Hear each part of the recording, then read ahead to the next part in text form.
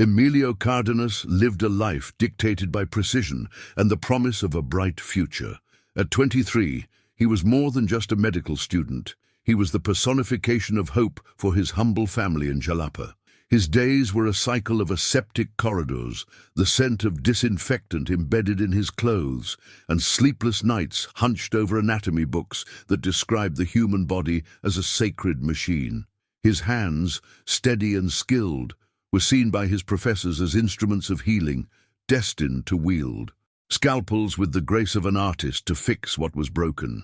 He believed this with an almost religious faith, convinced that knowledge was the most powerful weapon against the chaos of mortality, a force he was preparing to master, one life at a time, within the sterile walls of a hospital. Emilio's refuge from the cold, methodical world of medicine was the warmth of his home, a small house that contrasted vividly with the grandeur of the university. There, he was not the academic prodigy, but the son and older brother. It was in the simple moments with his sister Sophia, age 16, that his soul found rest. She, with her vibrant energy and easy laugh, was the perfect counterpoint to his seriousness. He helped her with her homework, listening to her dreams and teenage dramas, feeling anchored by her normalcy. It was for her, for his parents, that he dedicated himself so completely. I often wonder what drives people to share their deepest stories, and reading your comments from all over. The world makes me feel that I am not alone on this journey. If this story touches something within you, please consider subscribing to help us reach our goal of 1,000 subscribers and comment on where you are watching from. It helps me understand how far these narratives can travel. His passion for medicine was almost a reverence. In the classroom, while others saw only diagrams and tissues, Emilio saw the complex dance of life at a cellular level. He treated the cadavers with a respect that bordered on the sacred, recognizing them as the first patients who taught him how to heal. His understanding of human physiology was so profound that he could visualize the biochemical cascades and electrical impulses that governed the body.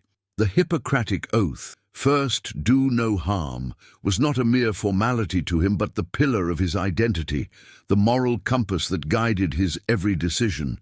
He was being molded to be a savior, a guardian of life, never imagining that this same intimate knowledge of the human body could be twisted into a tool of precise and terrifying destruction.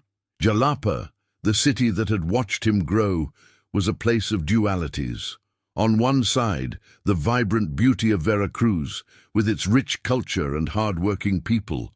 On the other, a shadow that lengthened with each passing day, the oppressive presence of the Los Sombras cartel.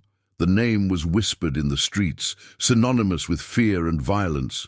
For Emilio, immersed in his academic universe, this was a distant reality. A background noise he believed was the responsibility of the police and the justice system. He moved through the city feeling protected by his white coat, a symbol of a different world, a world of order and science. This innocence, this unwavering faith in institutions, was a part of who he was, a fragile barrier separating him from the brutality that was silently seeping through the cracks of his city. The memory that would forever haunt him was painfully simple.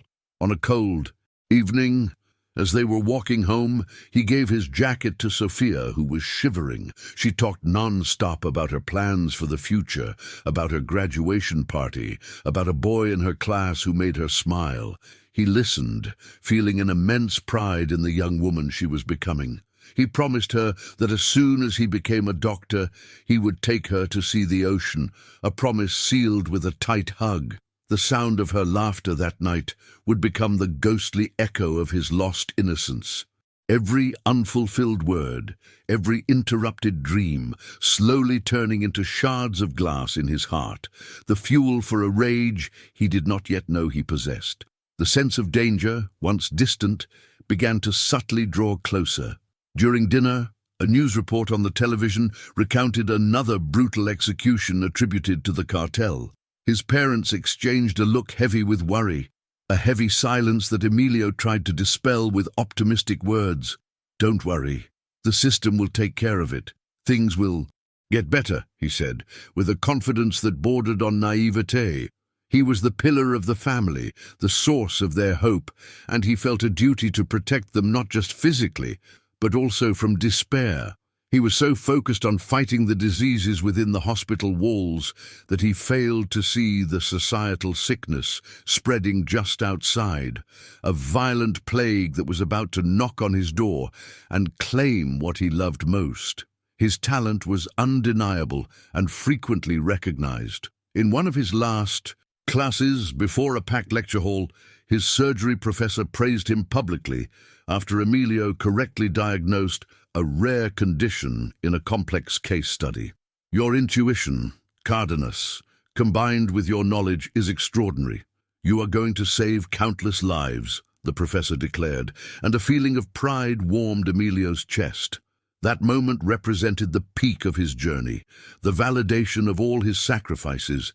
He was the future, a hero in the making, destined to use his gift for good. This memory, once a source of motivation, would become a cruel irony, the epitaph for the man he was supposed to be before he was dragged into a darkness where his skills would be used not to save, but to punish. The last night of his old life was marked by quiet and routine.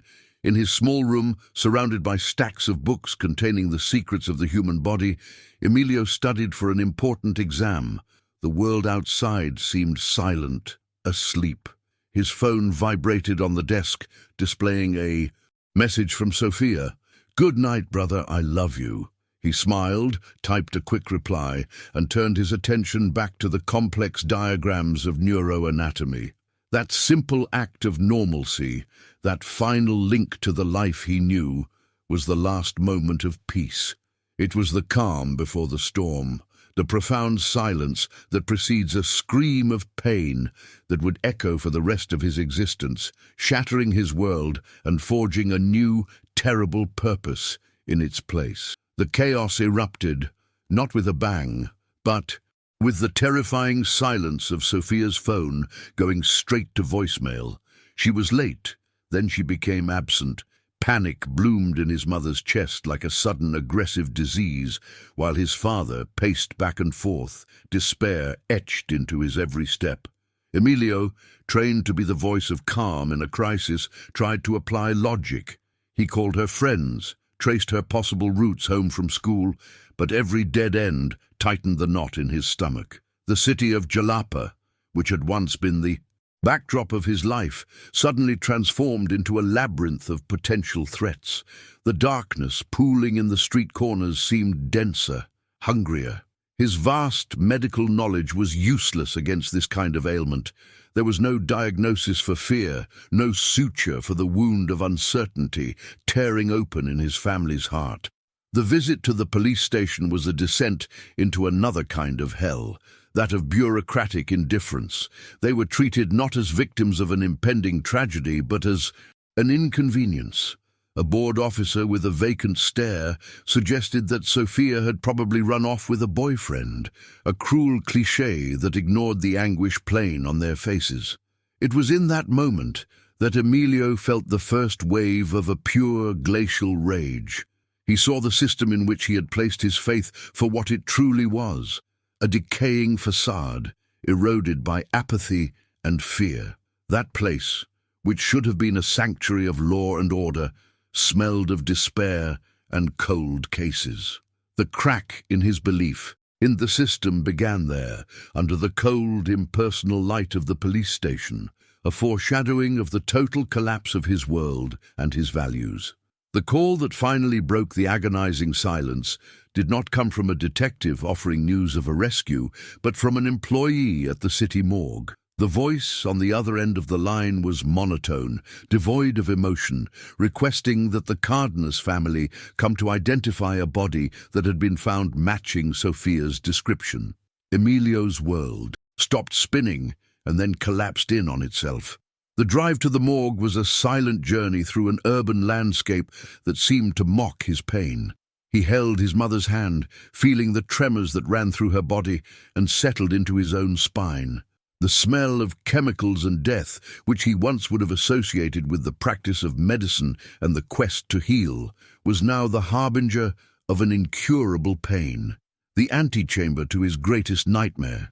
The moment of truth arrived under the cold, bluish light of the autopsy room. A white sheet covered a form on a metal table, and with a mechanical movement, an attendant pulled it back. The figure that lay there was a desecration of Sophia's memory, her vitality, her smile. Everything had been erased by a brutality that defied comprehension. For Emilio, however, the sight was doubly torturous. He didn't just see the violence, he saw the anatomy of the cruelty. His trained eye identified the sadistic precision of the wounds, the deliberate defilement of the body he had once helped care for when she was a child. In that instant, the medical student inside him died. In his place, something darker and more focused awoke, seeing the world no longer as an organism to be healed, but as a diseased body, infested with a malignant tumor that had to be excised. In the days that followed, the police filed the case away with bureaucratic swiftness, labeling it as another victim of the cartel wars, an anonymous statistic. Justice, as Emilio knew it, was a farce. Grief was a bottomless ocean threatening to drown him, but in the depths of that pain, a new and terrible clarity emerged. Vengeance was no longer an abstract concept. It became a necessary clinical procedure. He realized that true justice would not be found in corrupt courtrooms or dusty police reports. It would have to be dispensed with the same precision with which his sister's life was taken. He looked at his own hands, the same ones that had studied for years, to save lives, and made a new oath, a dark inversion of his calling. He would not simply do harm, he would dissect the source of the disease. From that moment on, his journey was no longer toward the light of healing, but into the deepest shadows of Jalapa, to hunt the monsters. Emilio's transition from healer to hunter began with a somber ritual. He methodically packed away his medical books, the texts that had once been his guides to salvation, and hid them like relics from a past life. He did not, however, discard everything. The anatomy charts, the diagrams of the nervous system, and his surgical dissection kit remained. He wasn't abandoning his knowledge, but rather repurposing it for a new and terrible application. The university corridors, once the path to his future, now existed only in his memory as the ghost of a man who no longer was. Every step away from that world was a step deeper into the darkness he had chosen as his new home, his new operating theatre, where the disease he fought was human evil itself. He transformed a forgotten basement beneath his family's home into his sanctuary and command center. The walls, once damp and bare, were covered with maps of Jalapa, marked with the routines and territories of Los Sombras. Photos of cartel members, obtained through hours of discreet observation and online research, were pinned next to notes on their weaknesses. He studied his targets with the same clinical intensity with which he once studied in pathology, analyzing their habits as if they were symptoms of a disease he was destined to eradicate. The environment was cold, functional, and devoid of emotion, a reflection of the state of his own soul. He prepared for war, not with firearms, but with syringes, scalpels, and the lethal knowledge of the human body. His first target was a low-level enforcer for the cartel, a man whose blurry image appeared on a security camera near where Sophia was last seen. Emilio stalked him for days, learning his daily route, his vices, the moments when he was most vulnerable. The preparation was methodical, but the anticipation of the act itself was a storm of fear and adrenaline. On the chosen night, hidden in a dark alley, his heart hammered against his ribs. This was the threshold, the point of no return. Every fiber of his training, every echo of the oath he once dreamed of taking, screamed at him to stop. But the image of Sophia on a cold morgue slab was louder, a silent scream that drowned out all other voices. The first kill was a clumsy, intimate and horrifically visceral act. It lacked the cleanness of surgery, filled instead with the messiness of a struggle for life. Using the element of surprise, he managed to inject a potent dose of a paralyzing agent into the man's neck. As the substance took effect, the target collapsed, his eyes wide with terror and confusion.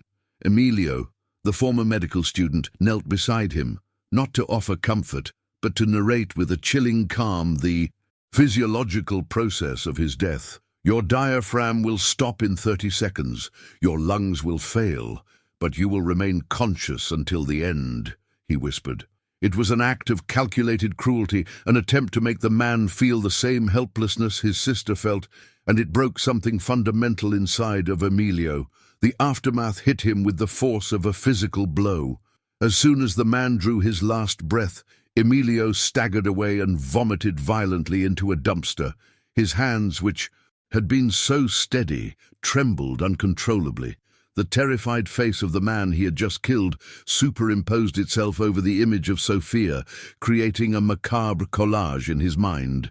The act brought him no peace or satisfaction, only an icy emptiness and the understanding of the monster he was unleashing. I wonder how many people who share their stories felt they had to become something they weren't in order to survive. If you have ever felt that way, know that you are not alone. Your subscription gives me the strength to continue bringing these accounts, showing that even in darkness our voices matter. The news spread through the underworld of Jalapa like a poisonous whisper. A known member of Los Sombras was found dead in an alley, with no signs of a struggle, no bullet or knife wounds, only a minuscule needle mark on his neck. The cause of death was ruled a massive heart attack, but those who knew the streets knew it was something more. Rumors began to circulate about a new kind of killer, a ghost who killed with the precision of a doctor, a spectre who was nicknamed El Estudiante. Emilio, hearing these whispers, embraced the moniker. To be a myth, an unseen force, was his best weapon.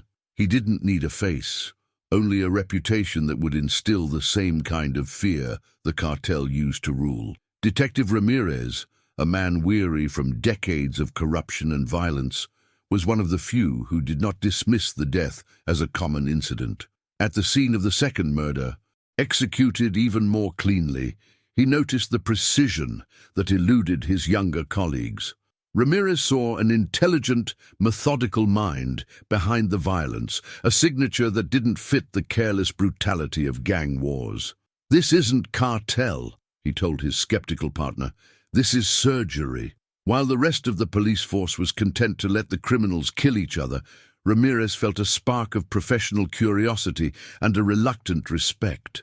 He began his own quiet investigation, determined to understand the ghost that was haunting his city. With each target eliminated, Emilio became bolder and more efficient. He no longer hesitated. His attacks were swift, silent, and lethal. He used his knowledge of anatomy to incapacitate his targets with precise strikes to nerve plexuses or to administer toxins at vascular access points that ensured a quick and hard-to-trace death. He moved through the nights of Jalapa like a wraith, using the alleys and rooftops as his domain. He was waging a unmanned guerrilla war, dismantling the organization from the bottom up, leaving a trail of bodies that baffled both the police and his enemies. With each successful operation, he felt not joy, but the grim satisfaction of a surgeon removing another piece of an incurable tumor. News of the growing threat finally reached the ears of Ricardo El Carnicero Morales. At first, he dismissed the rumors as insignificant. The loss of a few street soldiers was the cost of doing business. But when one of his trusted lieutenants was found dead in his car, the victim of a chemically induced brain aneurysm, El Carnicero's indifference turned to rage. This Estudiante was not just a nuisance. He was a direct challenge to his authority, a humiliation. He summoned his men, offering a generous bounty for the Vigilante's head. Suddenly, Emilio was no longer just the hunter. He had also become the city's most wanted prey, with the eyes of the cartel now actively searching for him in the shadows. In the midst of his bloody crusade, visits to his parents' house were a form of self-imposed torture. They moved through the house like ghosts, trapped in a silent grief that sucked all the air out of the rooms. His mother barely spoke, and his father had aged a decade in a few short months. Emilio would sit with them, the lie of his double life weighing on him like a shroud. He wanted to comfort them, to tell them he was getting justice for Sofia, but the words would die in his throat. How could he explain that he was using the same violence that destroyed their family to try to fix it? Their suffering was a constant mirror of what he had lost and the abyss that now separated him from any semblance of a normal life. It was in this state of isolation that Isabella found him. His ex-girlfriend, also a medical student, had heard that he had dropped out of school and refused to believe it. Seeing him, she was visibly shocked. The Emilio she had loved, the idealistic young man with an easy smile and eyes full of hope, had vanished. In his place was a thinner man, with a hardness in his gaze that frightened her. There was a tension in his shoulders, as if he carried an invisible weight. She represented everything he had sacrificed: love, normalcy, a future in the light. Seeing her was like looking at a ghost of himself, a painful reminder of the life he had been forced to bury along with his sister. Their conversation was a minefield of unspoken words. Isabella pleaded with him to reconsider, to return to school, arguing that wasting his gift was the worst way to deal with the pain. "You were born to heal, Emilio. Don't let this pain turn you into something you're not," she said, her voice full of a genuine concern that pierced him. He couldn't reveal the truth, so he built walls of evasiveness and coldness, pushing her away to protect her. Every word she spoke was a knife, reminding him of the oath he had profaned. He knew that to continue on his path, he had to sever all ties to his past, and Isabella was the strongest and most painful one of all. Meanwhile, Detective Ramirez's investigation was progressing slowly. He began to connect the deaths to a possible personal revenge, theorizing that the killer had a motive that went beyond territorial warfare. He noticed that the choice of victims was not random. They were all linked to Los Sombras and a recent wave of violence in the city. His intuition led him to examine the files of recent cartel victims, searching for a connection, a devastated family that might have spawned an avenger. He was on the right track, a persistent old hound following a trail that only he seemed to see. Ramirez's hunt created a race against time, with Emilio caught between being captured by the only honest cop in the city and being found by the monsters he was hunting. The inevitable proximity of danger materialized on a rainy night. During an attempt to ambush another cartel member, Emilio made a miscalculation. An unexpected patrol forced him into a hasty escape, and in the process he was wounded, a knife slashing a deep cut in his arm. The sharp pain reminded him of his own mortality.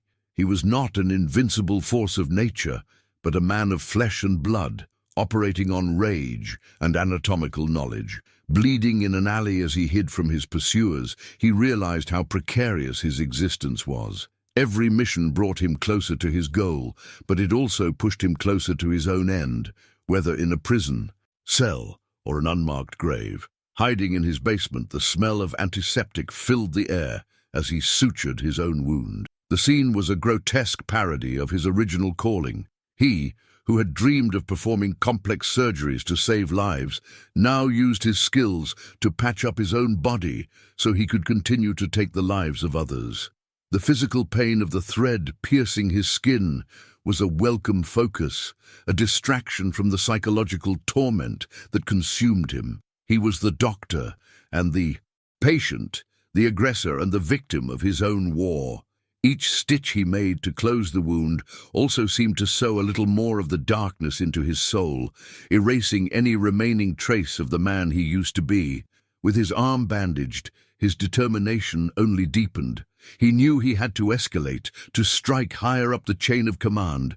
His next target was a lieutenant known as El Chacal, a man directly responsible for overseeing the operations that led to Sophia's death. This would require more than an alley ambush. It would require infiltrating one of the cartel's fortified warehouses. The risk was exponentially greater, but so was the potential reward. The death of El Chacal would not only bring him closer to El Carnicero, but also send a clear message. No one was safe. The reputation of El Estudiante was about to be cemented in blood and fear. The infiltration was a test of nerve and meticulous planning. He used his knowledge of chemistry to create a modified chloroform compound, dispersed through the ventilation system to silently incapacitate the guards in one section of the warehouse. Moving like a ghost through the dark corridors, he was the personification of silent death. Every step was calculated, every sound muffled. The tension was suffocating. The slightest mistake would result in his certain death. But fear was now an old acquaintance, a tool he used to sharpen his senses. He was no longer just reacting to his pain. He was in control, a predator hunting in enemy territory, using intelligence as his primary weapon. The confrontation with El Chacal was a turning point. Cornered in his office, the man showed no fear, only an arrogant contempt. "Ah, so you're the famous student," he sneered, a cruel smile on his face. "I remember your little sister. She screamed quite a bit." The taunt was designed to break Emilio's control, to incite him into a careless rage. And for a moment, it almost worked. A blinding, white-hot fury threatened to consume him, the urge to tear the man apart with his bare hands. But he held on, channeling the rage into a cutting coldness. Death would be too easy for this man. First, he needed answers. For the first time, Emilio crossed the line from elimination to torture. Using his precise knowledge of the nervous system, he inflicted excruciating pain on El Chacal without causing permanent damage. He used needles to stimulate specific nerves, clinically describing the pain signals the man's body was sending to his brain. "That's your trigeminal nerve reacting. It is considered one of the most intense pains a human can experience," Emilio explained, his voice calm and emotionless. Under the agony, El Chacal finally broke, revealing crucial information about El Carnicero's operations, his hideouts, and his power structure. Emilio got what he wanted, but in doing so, he had adopted the methods of the very monsters he was hunting. As he delved deeper into the darkness, Isabella's attempts to reach him grew. More desperate, the worried voicemails she left on his phone were like echoes from a world to which he no longer belonged. He would listen to her voice, a reminder of his lost humanity, and then delete the messages. Each ignored call was a deliberate cut, an amputation of his past to prevent the infection of hope or regret from setting in. His isolation was now a tactical choice, a necessity to keep his mind focused on the mission. The love and concern she offered were luxuries that the Vigilante, known as El Estudiante, could no longer afford. Detective Ramirez's persistence finally paid off. At one of the crime scenes, hidden under a desk, he found something the forensics team had missed, a fragment of a rare type of surgical suture, primarily used in advanced cardiothoracic procedures. It was a minuscule clue, but for Ramirez, it was a beacon. It confirmed his theory of a killer with medical training, and more importantly, it gave him a path to follow. He began cross-referencing lists of medical students and professionals with access to such materials against recent cartel victims. The name Emilio Cárdenas, the brilliant student whose sister was brutally murdered, emerged. The ghost was beginning to get a face. On a rare night of pause, Emilio confronted his reflection in a shard of a broken mirror. The face staring back at him was a stranger's, the eyes void of any light. The line of his jaw was harder, and there was a deathly stillness in his expression that frightened him. Where was the young man who dreamed of saving lives? He wondered if Sophia would recognize him. Worse, he wondered if she would be afraid of him. The quest for justice had turned him into a vengeance machine, and he wasn't sure if he could ever find his way back. Does the search for purpose, even one born from pain, force us to destroy who we once were? I feel that sharing these stories is a way of finding ourselves. If you are also searching, your subscription to the channel helps this community grow and connect. The information extracted from El Chacal gave Emilio his next objective, a major drug shipment that was the financial backbone of El Carnicero's operations in Jalapa.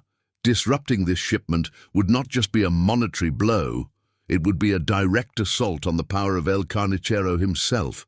The knowledge reignited his purpose, pushing back the shadows of doubt that had begun to creep in. Introspection gave way to action. He began to plan his most complex and dangerous attack yet, an operation that would put him in direct conflict with the heart of the Los Sombras machine. He was no longer just hunting the soldiers, he was going after the king. The preparation for the attack on the shipment was all-consuming. He studied port blueprints, shipping schedules, and patrol routes.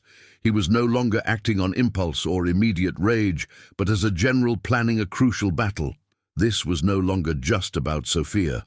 It had become a war to cleanse his city of the sickness that was killing it, a sickness the system refused to treat. He had become the radical surgeon Jalapa needed, ready to cut deep to remove the cancer, no matter the collateral damage, not even the damage to his own soul. He was approaching the climax of his journey, the point where he would finally confront the architect of his pain. On the eve of the attack, Isabella found him. She had followed him, her concern overcoming her fear.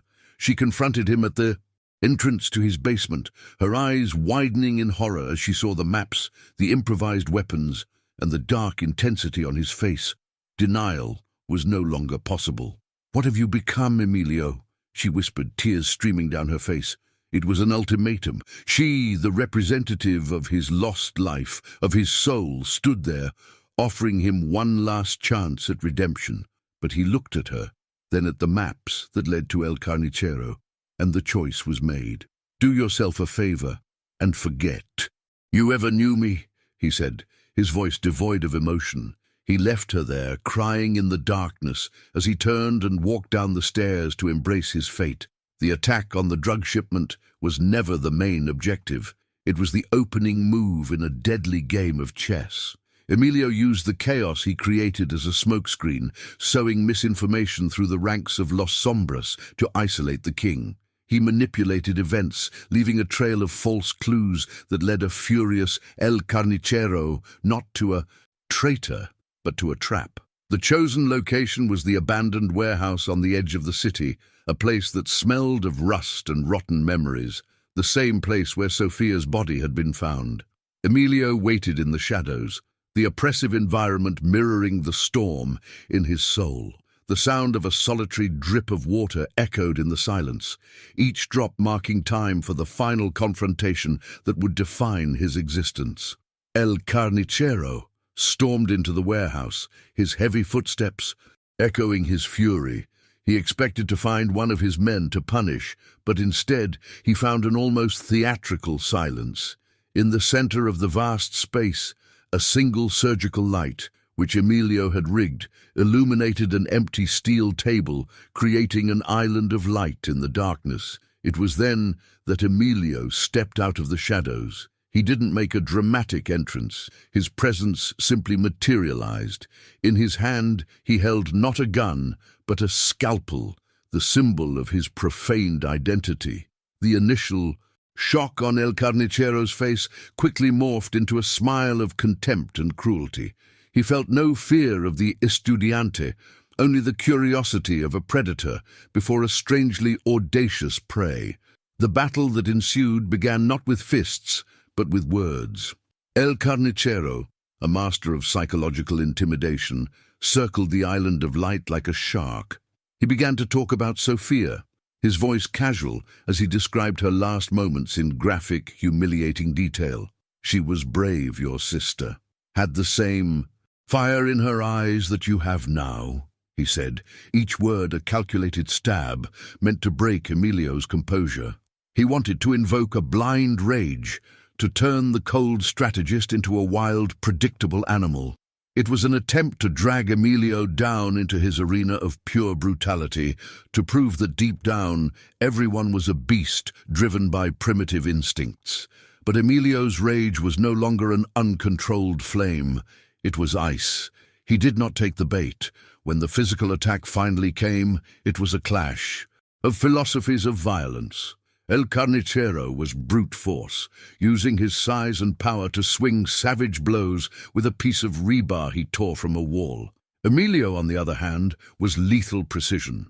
He moved with a terrifying economy of motion, dodging the attacks and responding not with strength, but with knowledge. His strikes with the scalpel were not aimed to kill, but to dismantle. He severed tendons in El Carnicero's arms, struck nerves in his legs, turning the powerful giant into a puppet whose strings he was methodically cutting one by one. The turning point came when a precise slash to El Carnicero's Achilles tendon brought him to his knees. The rebar clattered from his hand. The monster, the untouchable king of Jalapa's underworld, was disarmed and incapacitated. For the first time, a flicker of genuine fear appeared in his eyes. He looked up at Emilio, who approached slowly, the scalpel gleaming under the solitary light, his face an unreadable mask of judgment. This was the moment for which Emilio had sacrificed everything.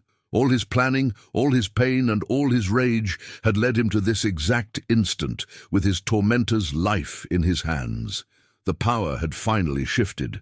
Spitting blood and contempt, El Carnicero let out one last hoarse laugh. "So this is it. Go on, kill me. Show them all you're no better than me. Become the monster they'll whisper about in the streets," he challenged. It was the final test of Emilio's soul. The easy path was brutality, to give the man the agonizing death he deserved, and in the process erase the last spark of his former identity, the images of his sister, his devastated parents, and a weeping Isabella flashed through his mind. What did justice truly mean?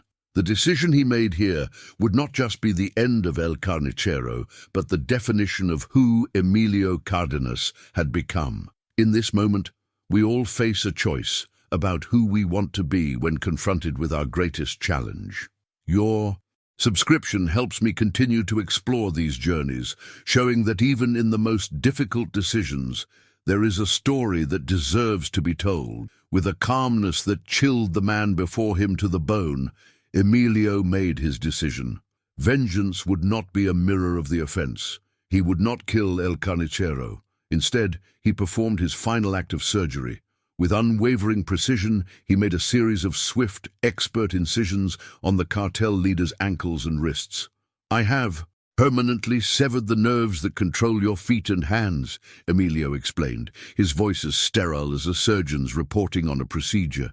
"You will live, but you will never walk again, never hold a weapon again. You will be a powerless king in a prison of your own flesh."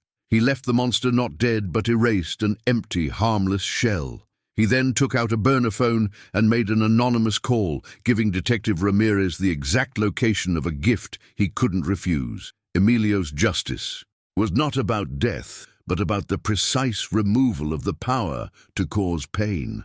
As police sirens tore through the night, closing in on the warehouse, Emilio had already vanished, dissolving back into the same shadows that had forged him. He did not stay to witness the result of his work, the apex of his revenge. Detective Ramirez was the first to arrive, finding a scene that would haunt his retirement. Ricardo El Carnicero Morales, the most feared man in Veracruz, alive, conscious, but broken, in a way that death would have been a mercy. Ramirez saw the surgical precision and knew without a doubt that it was the masterpiece of El Estudiante.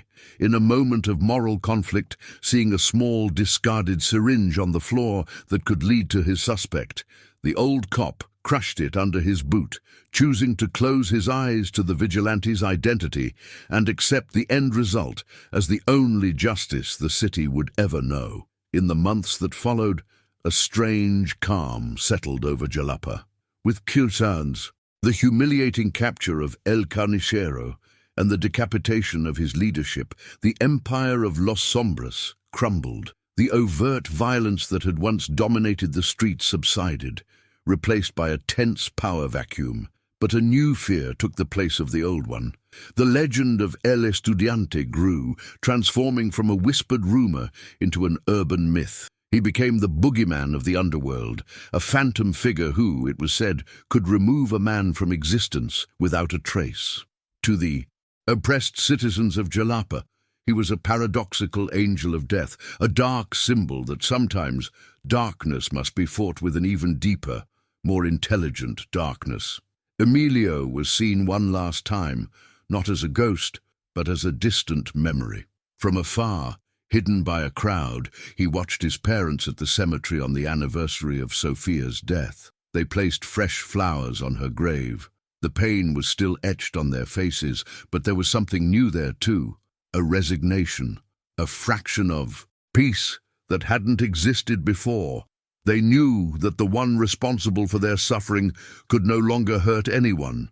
In that moment, Emilio accepted the final truth of his choice. He could never go back to them. The son they loved was buried along with his sister, and the man he had become would only bring them more pain. He was a guardian who could only protect from a distance. He walked away from the cemetery, an anonymous figure heading toward the heart of the city. His victory brought him no relief, no sense of a job well done.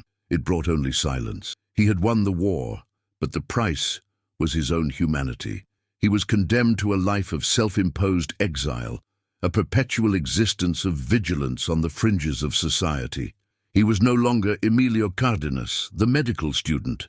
He was El Estudiante, a symbol forged by pain and rage. His justice had been delivered, precise and unforgiving, but the sentence for his crimes was an endless solitude, a penance he would carry with every step, every breath, for the rest of his life. Looking out at the lights of Jalapa from a high rooftop, the city seemed almost peaceful. The memory of Sophia came to him, not with the burning rage that had driven him, but with a deep, aching sorrow. He had not brought her back, but he had honored her memory in the only way he knew how. The question that hung in the cold night air was the same one that would haunt him forever. Was what he had achieved truly justice, or was it just a more articulate form of vengeance? I thank everyone who has followed this journey to the end. It is stories like this, full of pain and impossible choices, that remind us of our shared humanity. If you believe these voices and reflections deserve to be heard, your subscription is what allows this work to continue. Thank you for being a part of it.